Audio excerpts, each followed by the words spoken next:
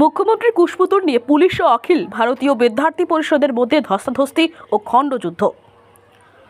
মুখ্যমন্ত্রীর পদত্যাগ, শিক্ষকের চাকরি যাওয়া, ওয়াকফ আন্দোলনের নামে সনাতনীদের উপর হামলা সহ একাধিক দাবিতে সোমবার সারা রাজ্যের সাথে শিলিগুড়িতেও বিক্ষোভ দেখালো অখিল ভারতীয় বিদ্যার্থী পরিষদ এবিভিপির কর্মী ও সমর্থকরা। শিলিগুড়ির হাসমি চকে বিক্ষোভ দেখানোর সময় মুখ্যমন্ত্রীর পদত্যাগের দাবি জানিয়ে মুখ্যমন্ত্রীর কুশপুতুল দাহ করতে গেলে কুশপুতুল ছিনিয়ে নেয় পুলিশ। ফলে অখিল ভারতীয় বিদ্যার্থী পরিষদের সাথে কুশপুতুল নিয়ে খণ্ডযুদ্ধ ধস্তাধস্তি হয়। হাসমি চকে বিক্ষোভ দেখানোর ফলে তীব্র যানজটের সৃষ্টি হয়।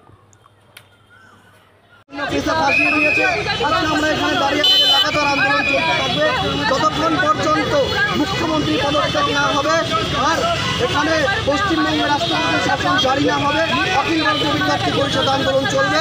আজকে আমরা এখানে শিলিগুড়িতে আন্দোলন করছি। আগামী দিনে আমরা ভাববো সারা রাজ্য জুড়ে কী করে একটা ভয়ঙ্কর আন্দোলন গড়ে তোলা যায়। নবান্ন পর্যন্ত ঘেরাও করার আমাদের পরিকল্পনা রয়েছে।